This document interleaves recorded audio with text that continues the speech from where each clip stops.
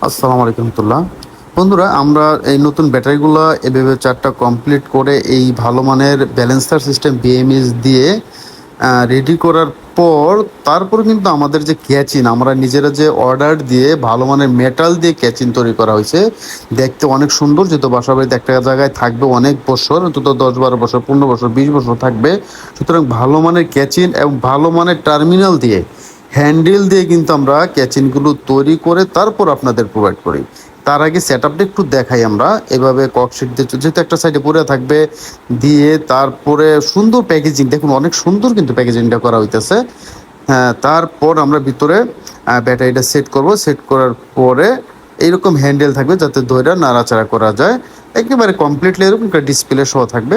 আলহামদুলিল্লাহ, অনেক সুন্দর। ভালো থাকবেন বন্ধুরা। আল্লাহ হাফেজ। আসসালামু আলাইকুম রহমতুল্লাহি ওয়া বারাকাতুহু।